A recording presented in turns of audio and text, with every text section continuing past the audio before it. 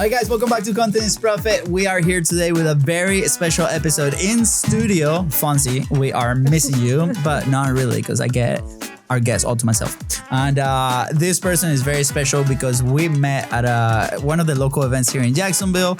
And then she has an incredible story of like living this world where she was very successful. She still is very successful, but she's like, I'm not happy with this, and decided to follow her calling, and she's having incredible success. And we're so blessed because we see her every couple of weeks because she comes records here. And today we want to share her story.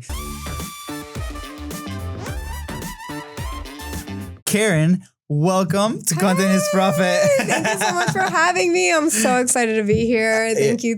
Yes, I'm so blessed because we've been chatting for like 2 hours, pre-chat, and then we were on your show, and now you're on our show. But I want to highlight you because I think from the people that we work with, you've grown so much as a creator. I remember the first conversation that we had, and it was like, we're in this round table, right? And you came with a coach, friend, mentor person, right? And she's asking these questions, and you were kind of sitting there listening, and then, hey, Liz, can I have a question? And like, it was like very like low, and I'm like, Caryn, come here, give me a hug. Let's chat content. And like, and now you walk in this place, like you own this spot, and you bring these incredible guests from all over the country, and you have a very successful coaching business and have these events that sell out. You were just telling me about it. I'm like, tell us all the secrets.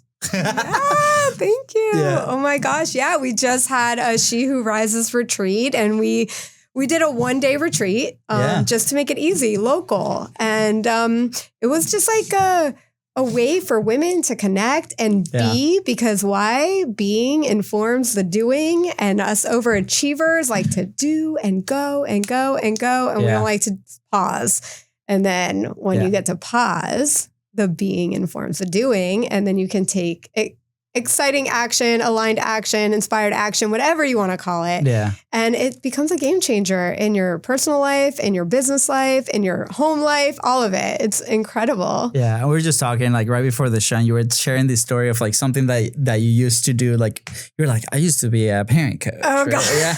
And yes. We were talking about the misalignment maybe like because of that life. And I think a lot of entrepreneurs in publishing, have these platforms that appear a certain way, but truly we don't feel like either fulfill or like we're, doing the thing that we really want to do. And then you make that shift.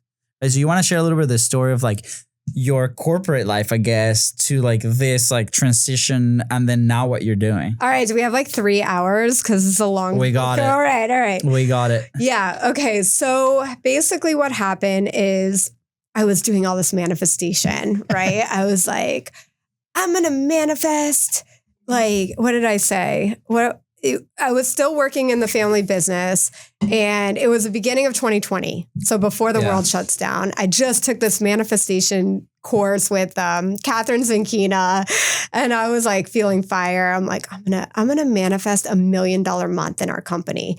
And my brother is looking at me like I have spiders like coming out of my head, like you're crazy. You're telling him this out loud. I said this out loud. I walked in like all confident, and I'm like, yeah, we're going to have $1 million month, or we're going to have a $10 million year. And he's like, all right, cuckoo girl. Sure. Great. And then I'm like feeling it. I'm in the energetics. I'm like, this is going to happen. So it's March. The world shuts down. I'm like, okay, maybe we're not having $1 million month. What's going to happen? And at the time, were you guys close to $1 million month? No, or? Not even close. Not even like remotely close. January, February is our slowest time of year. And we break a couple 6 figures usually. But it was a long shot normally. Yeah, million was like out there. So again, my brother, I owned the company with my brother at the time, and he was just like, okay, you're a cuckoo bird. And so March comes, the world shuts down, and like it's crickets. Like I'm like, oh, okay. I don't even know if we're going to have $1 million year. Yeah. Because at this point, the company was doing about 5 million a year, 5 to 6 million a year. And I was like, we're going to double it. We're going to get 10 million, whatever. And crickets. And I'm like, oh God, we're so screwed. And then what happened is we ran out of, the world ran out of masks and hospital gowns. And we sold outdoor fabric. So it was like, what if we pivot? What if we create reusable gowns? So it wasn't you had to bring, because there was nothing coming in from China. You couldn't get the gowns, you couldn't get the masks. I don't know if you remember, but like there was no access. So we started creating, we're like, let's get a hospital gown and see if we can make this out of outdoor fabric. And so we reached out to Baptist Hospital, which was the Florida hospital. And they're like, we need gowns. We need gowns. And then we reached out to Baylor and they're like, we need gowns. We had, just to make a really long story short, we did $1.5 million in 1 month from creating gowns.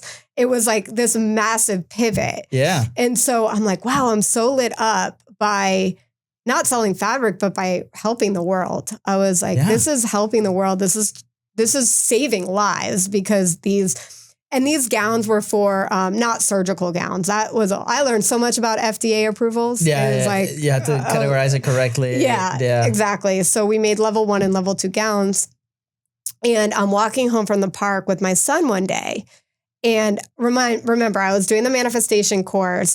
Wait, did your brother, what did he say after you made the 1.5 million? What did he say? He as thank you at least? No, I think he said, you're a master manifester. So I will take that. Let's go. My brother's not one to give compliments. So I was like, you're welcome for holding the capacity to have $1.5 million month. And we actually ended up hitting a $10 million a year. Wow. Yeah. Yeah, it was wild. And so in that, I was like, wow, we can change the world and make a lot of money doing it And I was like, oh, this is really cool. And so I was walking home from the park one day with my son, and I had this idea because I love manifestation. I was like, wow, I just manifested $1.5 million month. I'm like, what if my son knew how to manifest, like starting at 2? Yeah. And I was like, oh, there's something here. I'm going to like teach parents how to teach their kids how to manifest. It's going to be awesome. And so, I started kind of playing around with that and created this whole company, Mini Mindsetters, about, helping parents help their kids with personal growth and manifesting. Yeah. And, like any business, it just wasn't landing because I was also working full time. Yeah, this was like the side gig for a little bit. This was a side gig, and it was so interesting because I was renovating. We bought a house in Miami, and it was like this dream house, and we're renovating it, and nobody speaks English, and I'm getting taken advantage of left and right, and I'm like, I can't be in Miami anymore. I can't be here. Get me out of Miami. It's just not a vibrational match. And I tell my brother, I'm like, it's in the days of working remote. Like, hey, let's be remote. And he's like, he was more of an owner than I was. I wish it was 50-50, but it was like 51-49. So he had like the advantage. He had the ultimate final say. And he's like, you're an owner. You need to be here. And I was like, I cannot live in Miami anymore. And then I couldn't unsee my like hating Miami anymore. And I was like, get me out of here. Yeah. And so he's like, sell your shares to me. And I was like, oh. This is a big change. And he's like, he said this to me, and this I will never forget. He goes, because we would have these like little chats after work every day. Like after everyone went home, we would have hang out there for a little bit. We would have chats, and we would talk about, life and our marriages and whatever. And he's like, Caryn, do you want to have the same conversation 10 years from now of all the things you want to do, but you're not doing? And it just like, it hit me really, really hard. So, and with that, I was like, get me out of here. He's like, sell your shares to me and go live your life. And so that's what I did. I left the company and started over. Started with some of the parenting stuff. It just wasn't feeling aligned. Yeah.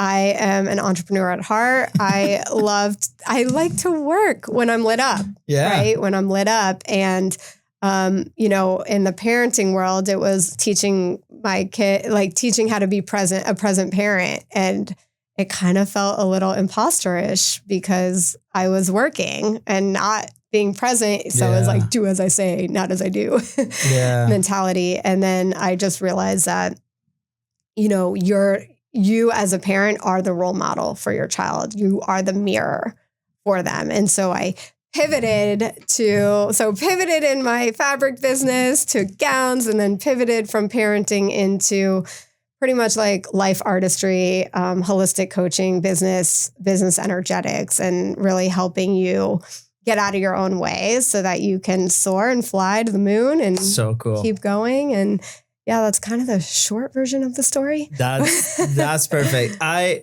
think manifestation is a topic that we haven't really talked about too much in the show. I'm a big fan, by the way, like to put it out there. And if you don't believe it, that's fine. You don't skip the episode. Cause like, no. But I think a lot of what we do as like business creators or, you know, business owners too, we have to be able to believe in like what we can achieve, right? Like you came in that day, like we're going to do $1 million a month, right? And you believed it, right? It's going to happen.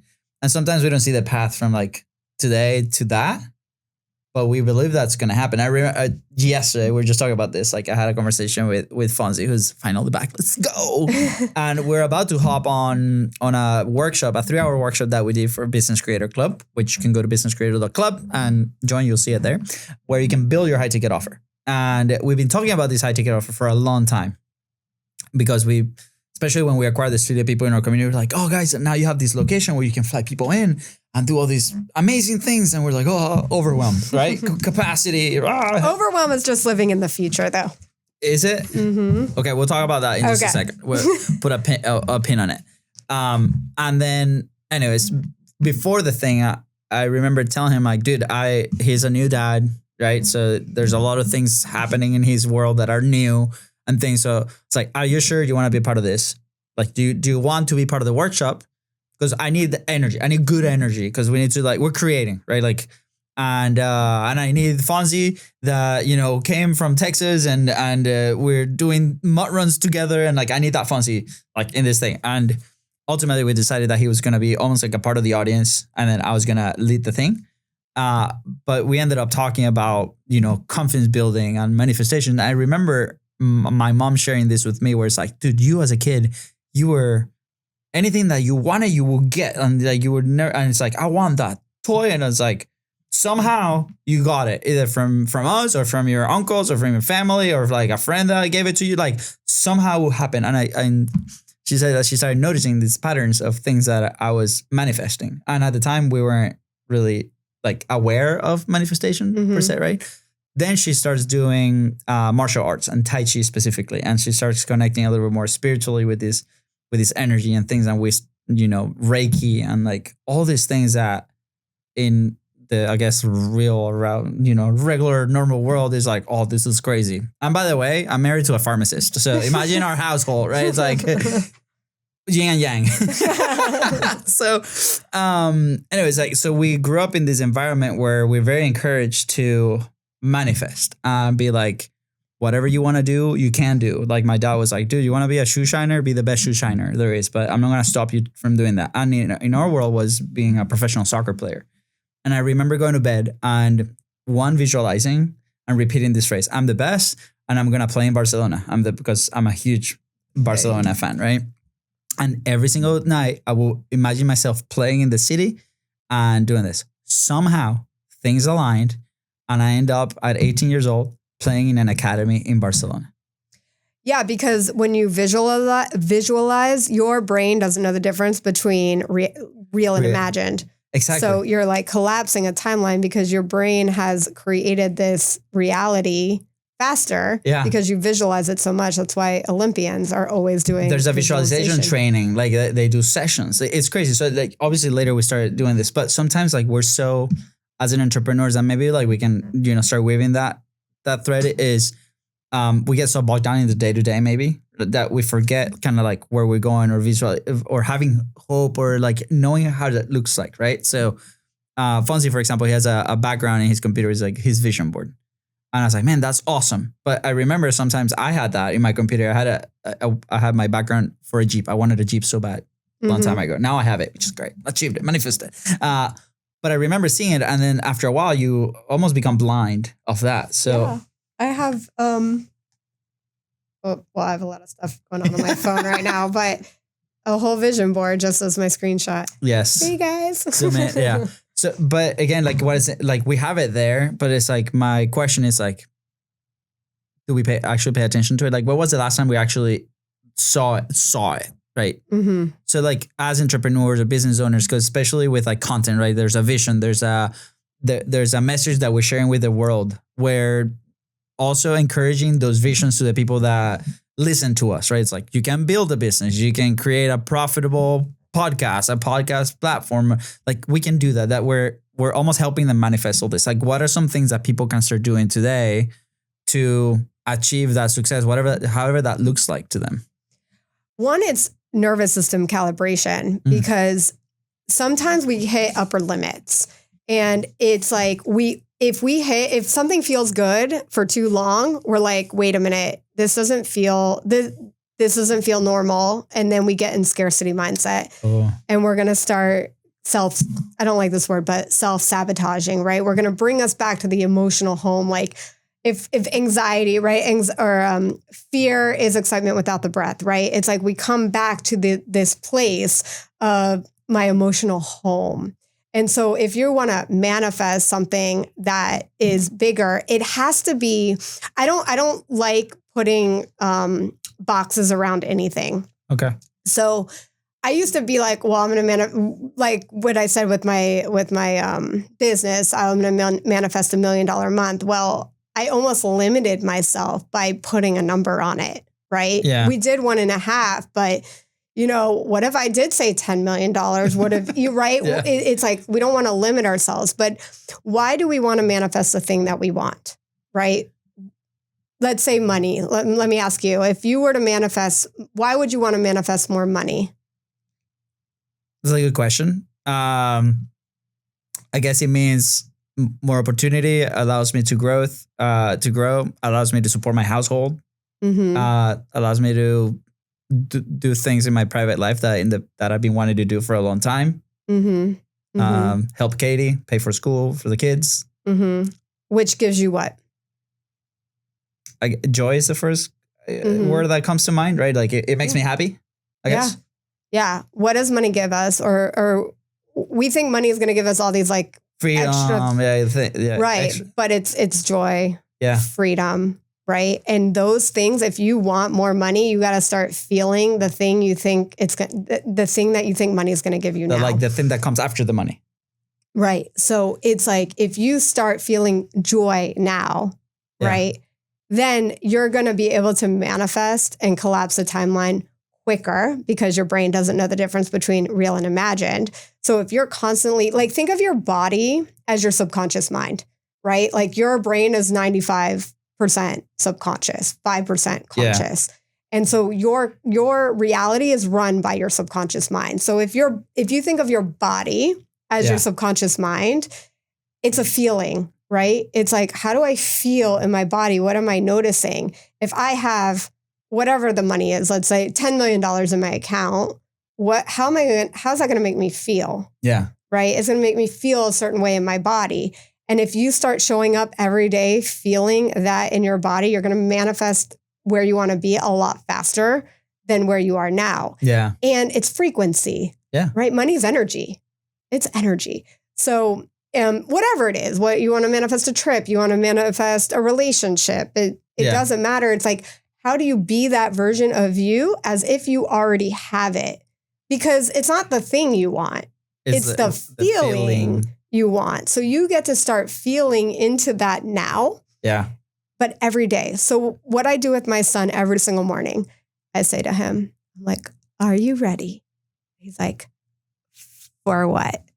Like, to have the best day of your life. And he at first would roll his eyes, but now it's like, it's like it gets you in the energy. It's like, how can I love my life so much and be in so much joy now without having the thing? Yeah. Right. And that's where the gratitude comes in too. It's like, what am I grateful for? What are my wins? How can I be in the energy of being able to receive and even hold the capacity to have what it is you want? Because then what happens is we start climbing the ladder, getting to where we want. And then we're like, wait a minute, my nervous system can't handle this. It's like what we were talking about on my show. It's like, oh, we go viral, right? Yeah. Everyone wants to go viral. Yeah. And then it's like, but do I have the capacity to handle going viral? It's the same thing with manifestation or whatever your dream and whatever that is. Do we have the capacity to hold it? And how do we expand it? Because if we can't hold it, we're going to self-sabotage. We're going to come back to the emotional home of like, well, I don't deserve this. And so it's like, you're going to find evidence of why you don't deserve it. Yeah. And then you're going to bring yourself right back. And that's what happens, I think, in entrepreneurship. It's like people create something magical and then they're afraid to lose it. And so it's like, do you want to play to win? Yeah. Or do you want to play not to lose?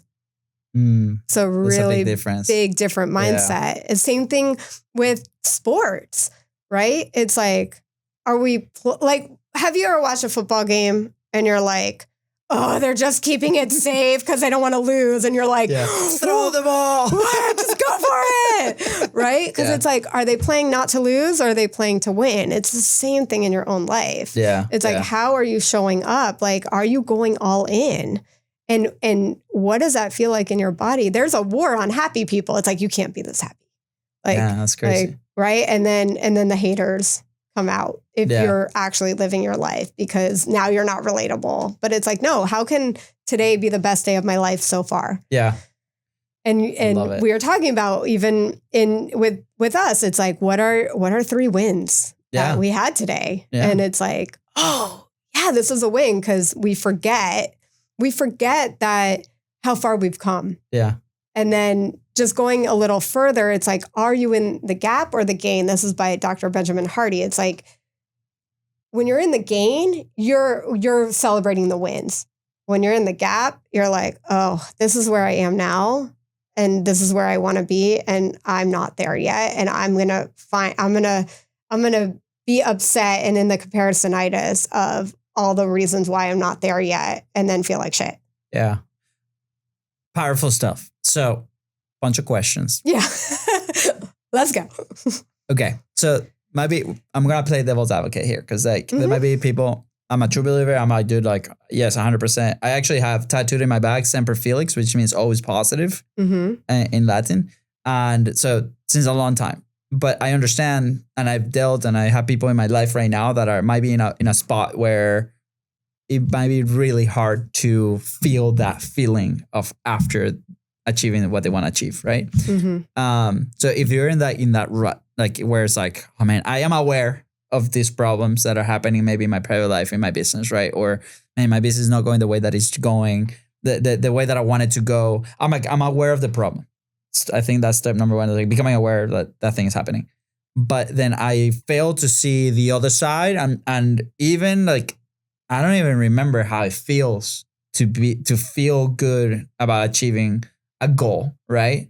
And I think like yesterday, one of the conversations that I had was like, okay, maybe we start in the what don't we want, and then flip it, right? Mm-hmm. It's like I don't want to feel this way. What's the opposite of that? That like I feel this way, right? Mm-hmm. It's almost like gratitude, right? Like people that don't know how to do gratitude, it's like, okay, imagine the worst case scenario where it's like, let's say on health, right?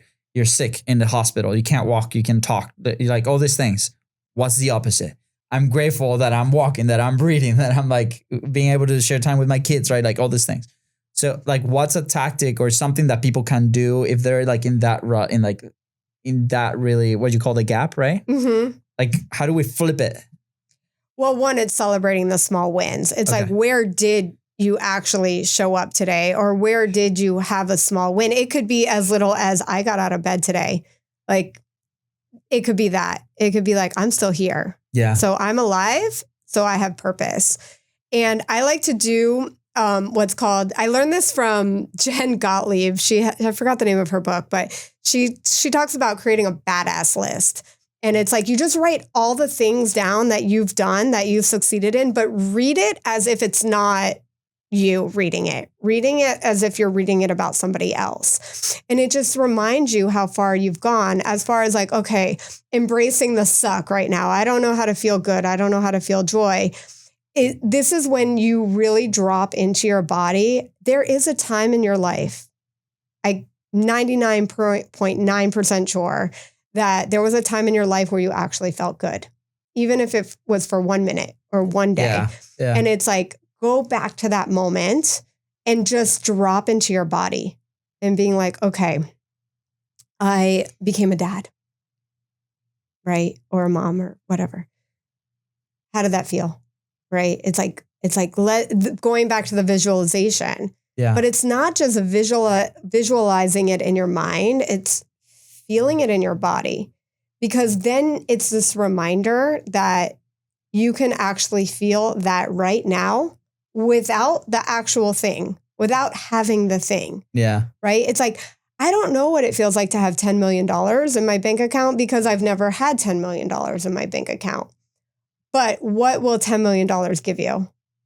Freedom, safety, right? Yeah. When in your life have you felt freedom? When in your life have you felt safety? And then when you start tapping into, this is a somatic work. This is what I do with my clients, is we go there, we go deep, and we really get to the root cause of whatever's going on. I actually had somebody hold me in a process because I have this fear of having a heart attack. And so I just went there with being held in a container of feeling that fear. And now it doesn't feel so heavy. It's like we fear of not having enough, or we're not good enough. And it's like reminding yourself, okay, when did I feel good enough, right? When did I show up for my family or my friend or myself? Because a lot of times we abandon ourselves in these ways. And it's like, how do you locate yourself? And that's by coming back to the body. And when we come back to the body, it's, again, what do we want to, what does money give us? Or what do we think it gives us? Joy, freedom, safety. Yeah. There are times in your life where you have felt those feelings. So you get to feel that now. Yeah. Even though you're in the suck right now. And this is where visualization can be really important. And being held in a container, even if it's just a family member, hey, let me just feel the thing I'm afraid to feel. Yeah. Right. And then when you feel the thing you're afraid to feel, it moves through. It's like, I fear feeling rejected. Yeah. Right. Oh, if I don't make enough money, then then I'm not going to be loved, or my family's not going to feel safe, or whatever. We start making all these things mean something about us. But it's like, if you start feeling the thing you're afraid, the feeling you're trying to avoid, it moves through, it becomes the way. And it's like how we get to where we want to be faster. Yeah. Like what we were talking earlier about chasing the no, right? It's like, like especially like if we're talking in the environment of like inviting, level A influencers to like our platform, or like sales calls, or, cold calling. Cause I had to do a lot of cold calling when I was in the fitness industry. Like I had to make at least 80 a day. So I was like dialing, and you get a lot of no's, but it's like, okay, how do we flip it? Like a lot of people are scared for that no. It's like, oh my God, the end of the world. And it's like, okay, let's compete. Like who can get the more no's, or like what can we put us in situations where we can ask these questions that might be feeling a little uncomfortable, but if they say no, it's not a big deal. But if they say yes, it's a huge win, right? Like, so going to the coffee shop, be like, hey, what's the possibility that you can give me a 10% discount right now? Right. Mm-hmm. And they're like, they're going to laugh, and they're probably going to give you the 10% discount. Right? Like, I've gone in and asked for free. I was like, would you consider giving this to me for free? And they're like, sure. Because it's the power of the ask. But the thing is we fear to be seen, right? What does fear of being seen mean? It's fear of being rejected, being perceived a certain way. Yeah. So building that muscle is, how many no's can I get? Because the no is when you start to understand the no is not about you. Doesn't mean anything about you. Yeah. But we tell ourselves stories that it means something about us. And then that's when we spiral. Yeah. And we're like, we fall into the self-doubt, the not good enough. I'm never going to get there. Who do I think I am? The imposter syndrome, right? All the negative or what we label as negative emotion. But it's like when we start accepting all those parts of us, the magic happens. You can have the magic business. You can have the magic home life. You can have whatever it is you want. Whatever's magical for you. I'm here to spread fairy dust on everything and everyone. So, but the power of getting no's can be such a fun way to gamify, like expanding the capacity of rejected, but you can never really be rejected. Yeah. It's just perceived. I love that. It's such a powerful position to like hold. And it's so important for like the people that, you know, if you're listening or watching and you creating content, like every time you put your message out there, like, I think that's the fear, right? The fear of the rejection, but it's a story that we put in our heads at the end of the day, right? And we published something on the newsletter a couple of days ago where we talk about the frequency. And it's like people starting out, they might fear, be comfortable with the rough, right? That was like one of the elements. And it was like, when we put content out there, we're so afraid that it's not perfect. But it might be perfect for somebody that's reading that because that's exactly what they need.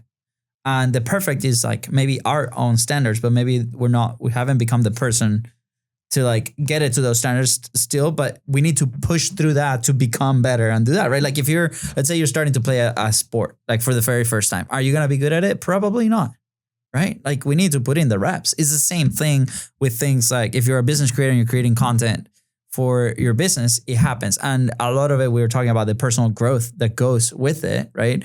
If you own a business, you definitely know that. But it's funny because I run into a lot of business owners that are very successful in their business.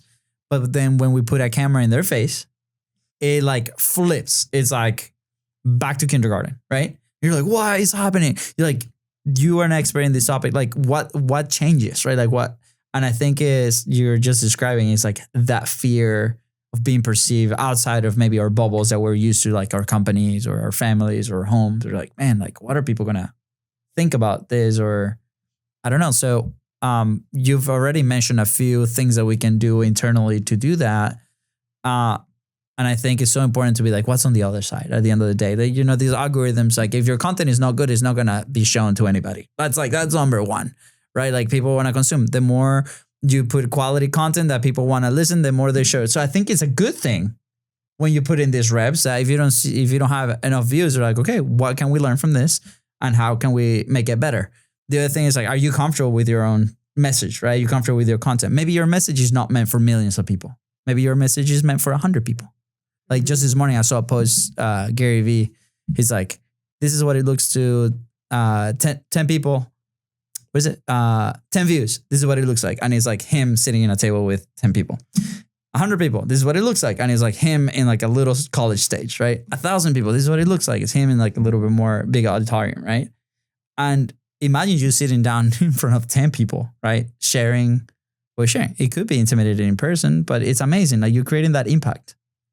Yeah, I love that visual because I've done that before. I'm like, oh, I only had like 600 views. And then you Google like 600 people viewing you. You're like, oh, damn, that's like a full auditorium of people. And we get in our own head. But it's also like you were saying, oh, put the camera on and I become a different person. It's like, wait, what is happening here? Like it's this fear of being seen, fear of being perceived a certain way because you're not hiding behind, you know, a script or, you know, AI or whatever it is that it's so easy to hide behind. But then you like have to be your true authentic self. And it's like, oh God, what are people going to think of me if I'm my true authentic self? And it's like reminding yourself, wait, if people don't like my true authentic self, then it doesn't matter. It doesn't mean anything about me. It's who I am. But people are so pressured by the way society says you have to be, where with me, if you work with me, I'm like, oh no, we're breaking all the glasses. There are no parameters. We fly and we don't have to do it in any specific way, right? Everyone's like, oh, you have to do step 1 through step 500. And this is how you get from A to B, where it's like, especially with women, it's like we're intuitive. We don't think logically. We're not logical thinkers, unlike my husband who like needs to know why I'm doing everything in the way I'm doing it. I'm like, I can't explain it. It feels good, okay? Like, it feels good. We are not logical.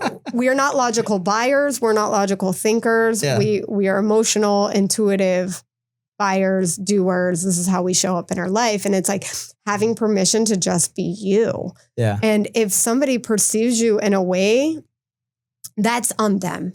Yeah. Right? Because you're not everyone's cup of tea. Yeah. And that's okay. What are your thoughts around personas? Right? Because I'm with you on the authenticity, truck. And I remember we had a conversation with Bart Miller. He's incredible guy. He's been on the show a couple of times. It was one of our earlier episodes. And you could tell if you go back and listen to the first episode, it cringe a little bit, but you can also tell like these guys are not being themselves like just yet. And I think that conversation with Bart kind of changed everything because he's like, be you, but at the same time on his side, he was explaining like you can be different yous depending on like the thing. And he's also a coach, but his whole thing has been, hey, I wanna pursue being a cyclist, for example. So he became the identity of a cyclist. So he dresses like a cyclist. He uses the equipment as a cyclist. Like he walks like them. He shaves like the cyclist, like all this thing. And then he wanted to do roping. So, he has the possibility to do it, but he bought a farm and he bought the horses and the thing and he practiced and he like became like that person. Right. Mm-hmm. So I think for him is applies because like he's doing the thing, he's competing on that. He's like, I'm not going to be a soccer player. I am a soccer player. Like I dress like I wear my shoes, soccer player, like all these things.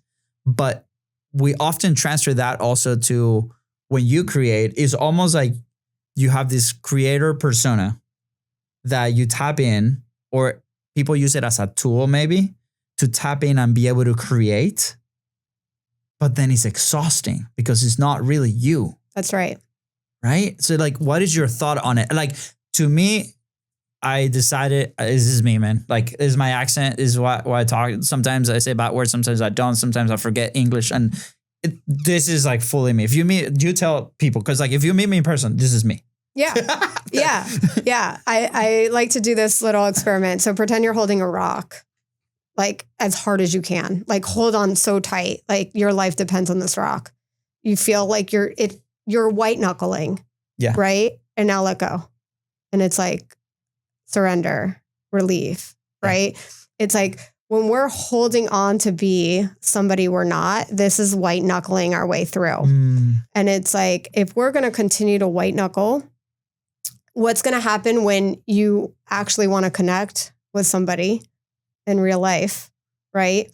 And this is where positive projections come in too, because there's people who I'm not going to say names, but I went to a retreat where I was so excited to meet this guy. And I loved everything he was about online.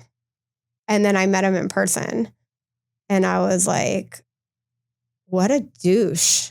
What a douche. And it's like, it's fine. It's exhausting though. You're constantly performing. Like I get it. Sometimes it's your job. If you're an actor, you're performing. But I always like the actors that are kind of the same person and like like I don't know. I don't know if you Adam Sandler is like the same type of guy in every movie. And it was so interesting. Like I read Matthew McConaughey's Green Lights book. Great book.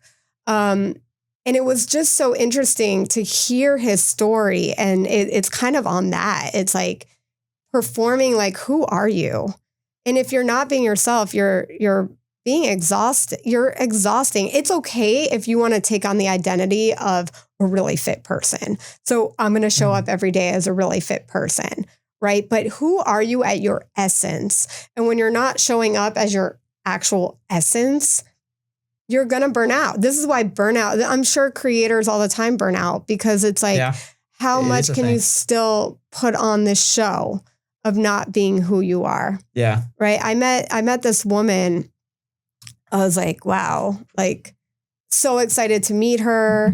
And then I met her in real life and like learned, like, I was like, you're not the person you are, like who I think you are versus who you actually are.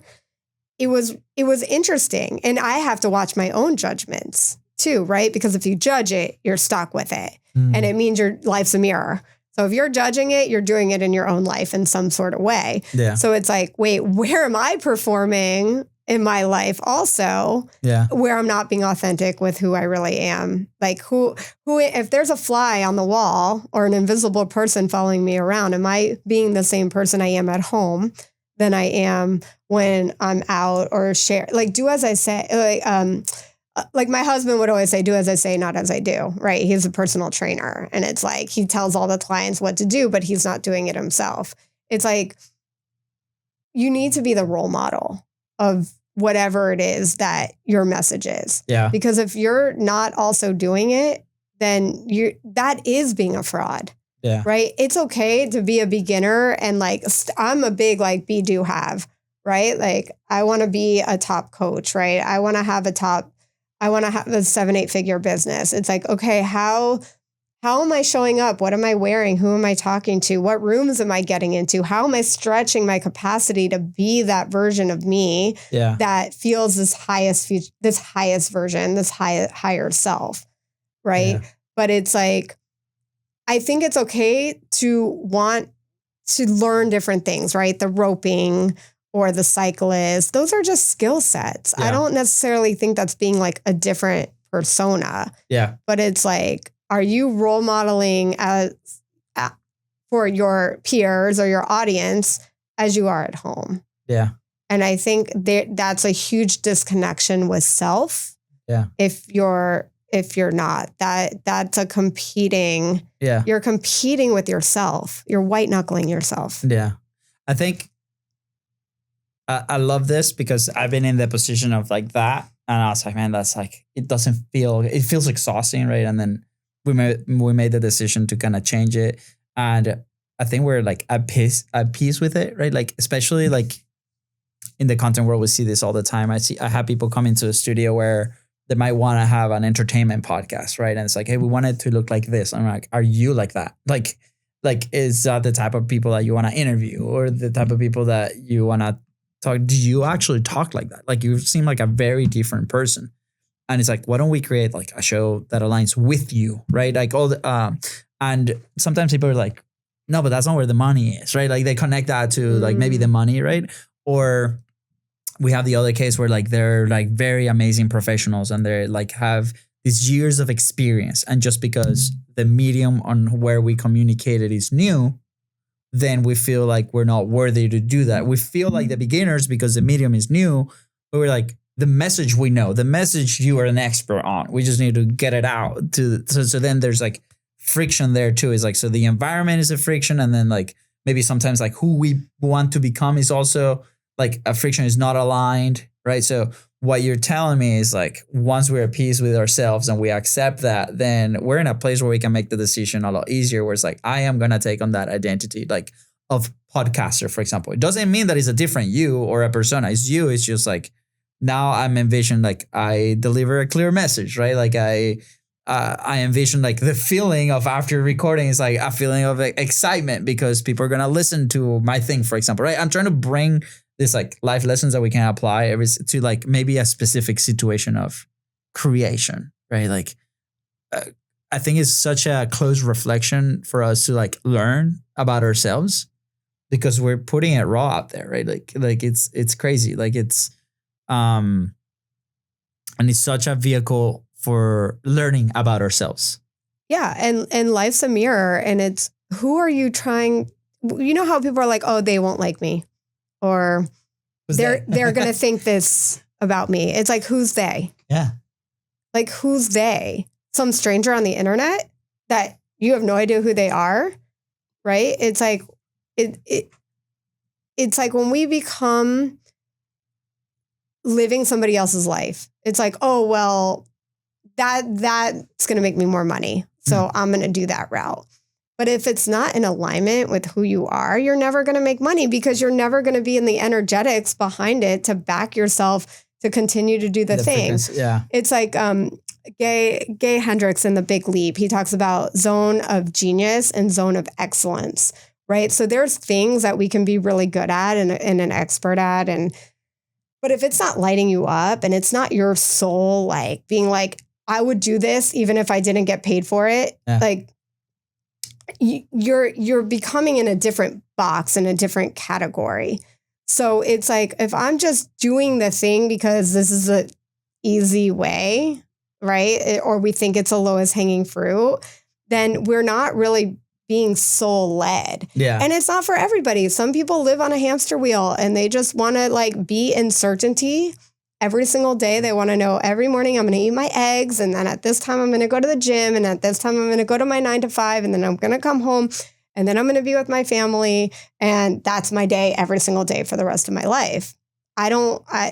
That's not my dream. Yeah. Right. My dream is living in uncertainty and like experiencing and learning and growing and being like learning different versions of myself. They're all parts of us.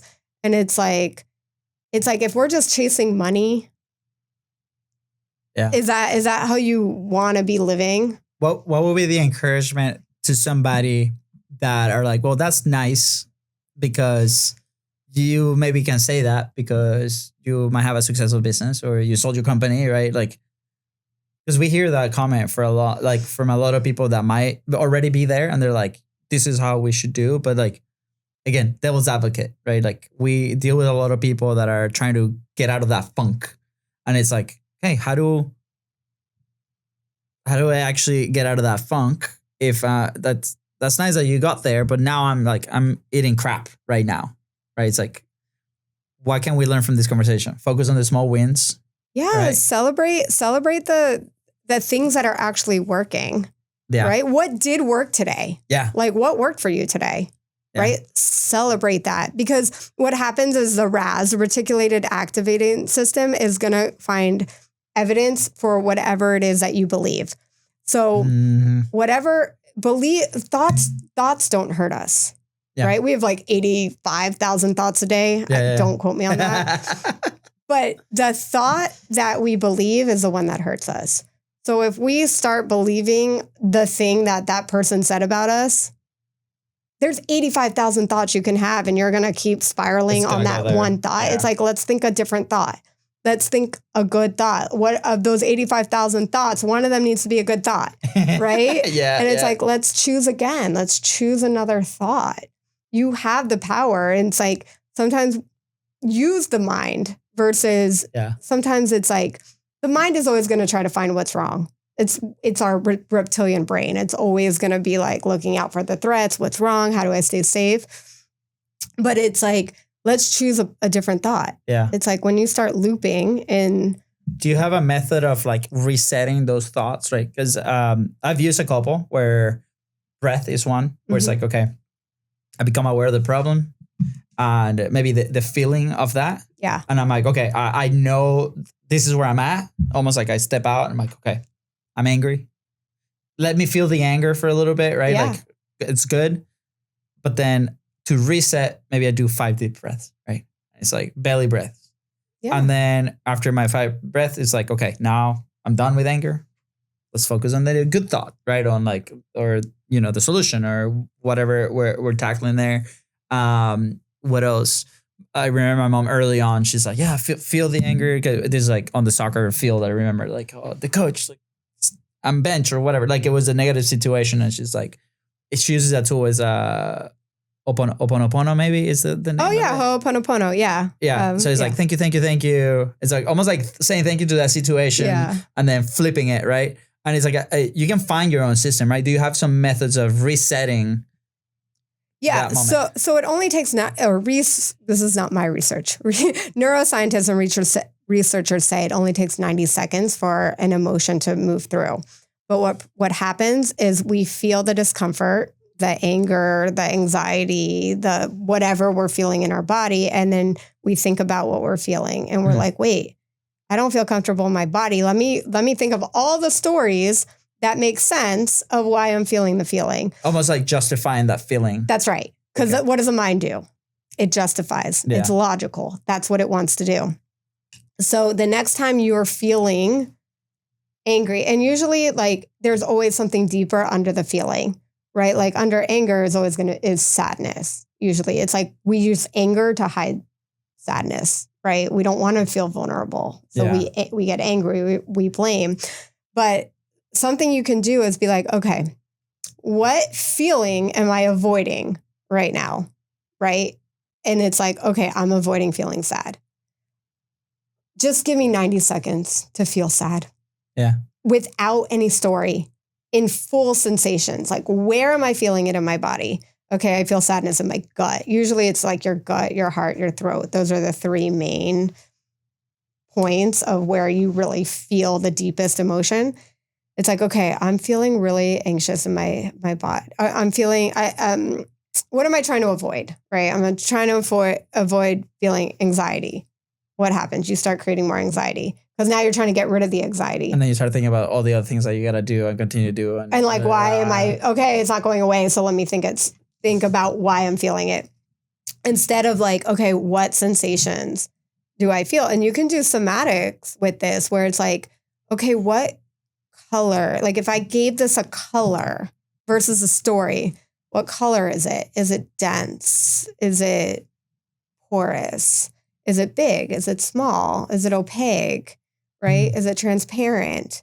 Like, is it moving? Is it stuck? And you just start like inquiring questions about like the sensation as if you were talking to an alien, right? An alien doesn't know what any of these mean, right? They don't know what these feelings mean. So you just bring it into sensations into your body. It's like, does it feel tingly? Like whatever that is. And you just literally feel it and breathe into the contraction of that sensation versus, oh my God, I'm feeling this because of this, because then we loop it and then it doesn't go away. Yeah. And it's going to keep hamster wheeling. It's going to keep looping and looping. And so that's just breathing into the contraction of the sensation in your body. 90 seconds. Wow. 90 seconds. I'm going to start timing them. And as you're telling me this story, I'm picturing some situations with my kids and I'm relating it because, you know, well, first off, as entrepreneurs, I feel like we need to be masters of this because we're challenged with challenges every single day with setbacks. And there's always like a fire that we need to put out, or especially when you have a team, like all these things, right? So a lot of feelings are going to be coming our way. And I think like these are like very important, you know, tactics and techniques that we can do to do it at the end of the day, adopting that way of life. And number one, you must be willing to try this. You know, there's a lot of people like, oh yeah, that sounds good, but they're not willing to try and they stay in that moment. But going back to my kids, I was sharing this story earlier where like my youngest, Mateo, he like threw his tantrum, right? And right now we're doing crying wall. So it's like, it's almost like the spot where like he goes and feels all the feelings, right? And, you know, I've been guilty in the past where like, no, like stop crying, like as a parent, like stop crying, or like we try to stop that feeling in a way, right? Or if there's throwing a tantrum in public, for example, right? And I'm trying this new thing where it's like, I'm just let it run. Yeah. But here's what I'm observing, and you can tell me your thoughts. So I'm letting it run. So he cries it out and I'll be like, hey, Mateo, just tell me when you're done. Right. And he cries and loud and whatever. I have to time it, see if it's like 90 seconds, maybe. Maybe you're very accurate. And then it's like they flip the page. Like they felt it and then they let it go. And it's like, okay, now we can continue doing our day, or like, Papa, I'm done. And then it's like happy and playing. And again, I'm like, oh, wow. So this is a connection I made. Now as adults, so you're sharing this, and because we're aware and we've lived more time and we have these stories, we're using those stories to justify that feeling. We just stay in that like loop, right? Mm-hmm. But kids, we don't have those stories. Like they don't, you know, they haven't built that bank of stories yet, and they just like feel it and then they let go. And that's why they have tantrums, because their feelings are so big that they don't know what to do with it. Yeah. Where as adults, we suppress it.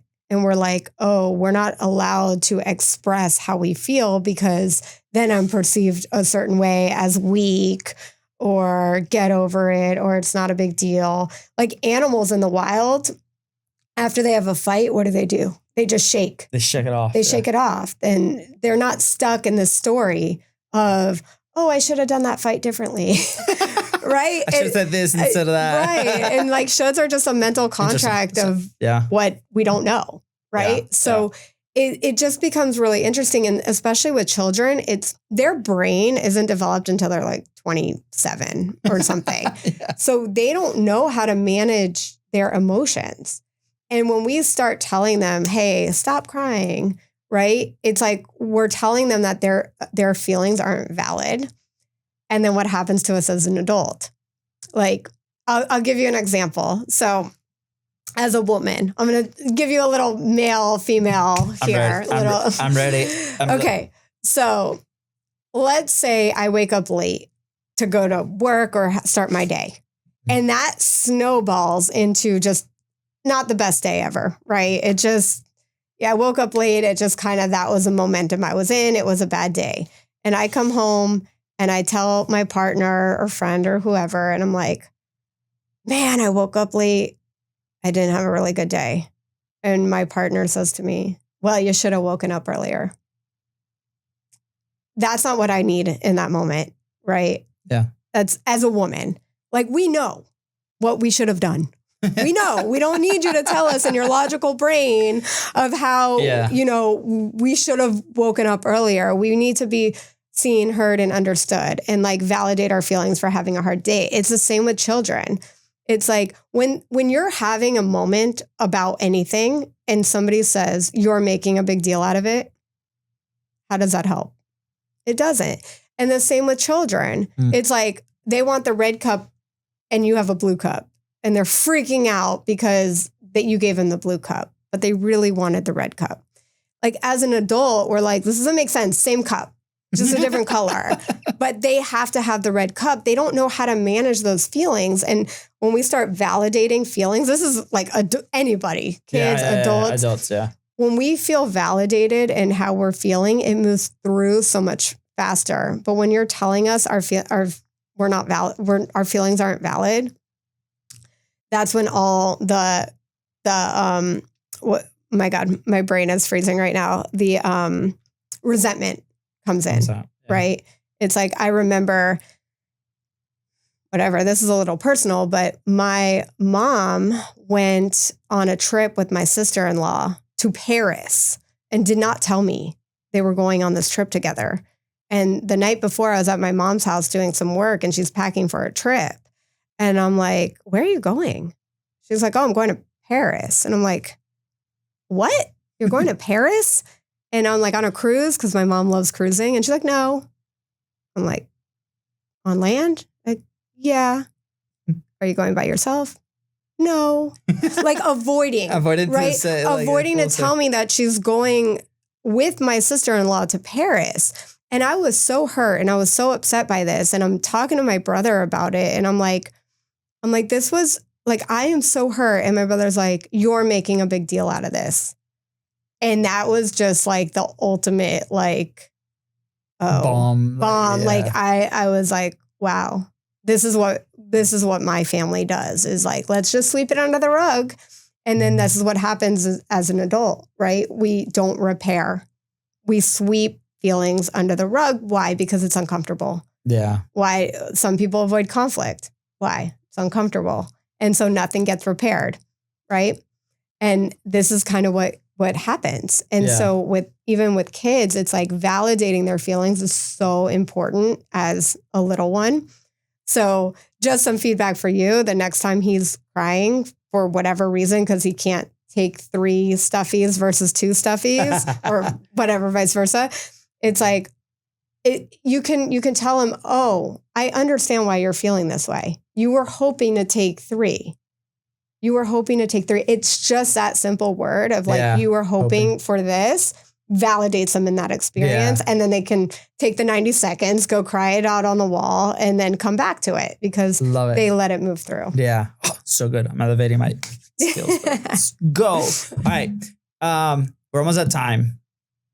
1,000 questions. It flew by.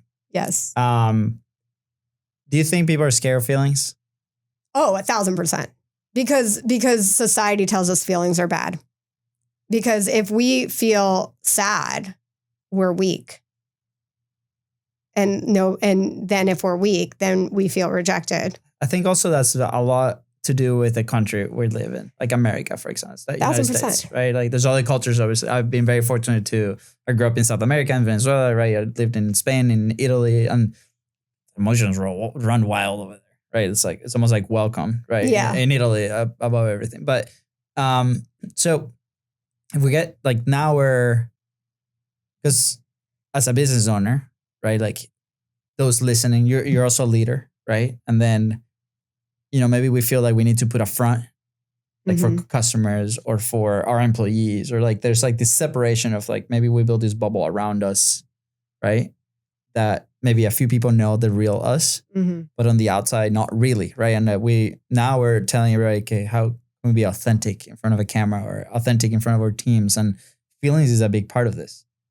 What are some things that we can do? And this might be another podcast episode on its own, but like as we close out, right, thinking about, okay, how do we start acknowledging those feelings and maybe putting in practice some things that can help us navigate that and go towards the more authentic side?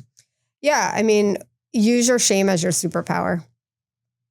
I mean, because it's not the thing that we feel, it's the shame around it that stops us, right? It's not the actual thing that we did. It's the shame around it. And when you start speaking the shame as your superpower and you can lead yourself through the hard thing, that's where people turn to the leadership.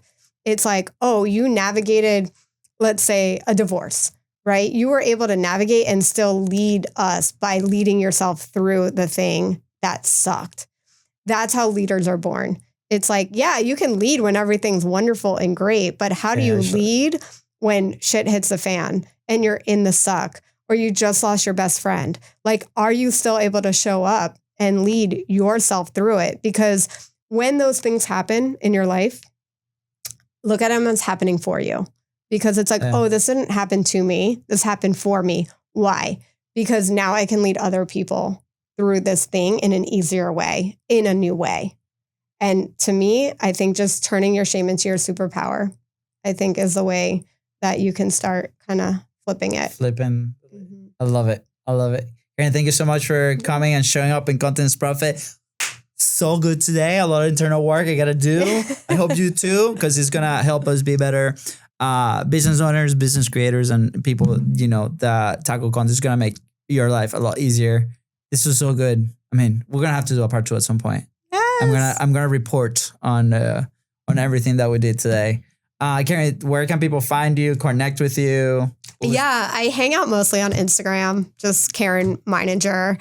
Yes. And I have website, carynmeininger.com. And right now we are putting together group coaching for $1 Million Mirror. And it's a 6-week immersion. And it's really reflecting back into the $1 million version of yourself. So when you're looking in the mirror, you're like, oh yeah, I'm that $1 million version of me. And you can show up in that way and collapse timelines to become that millionaire that you still want to be quicker. Yeah. But by doing the inner work, got to do the inner work first. Yeah, that's a must. So if you're willing, awesome. Links are right below. Go put it in there, connect. She's amazing. Every time she comes to the studio, I'm like, tell me everything. And check out her show. It's also going to be right below in the description. So thank you so much, Caryn. And is there anything you want to say before we head out? Yeah, just know your truth. Like, ask yourself a question every day. Am I living the best version of myself every day? And if I'm not, what is one little micro shift that I can do to make my day a little bit better? It's awesome. Thanks, Caryn. You're welcome. Thank you. So good.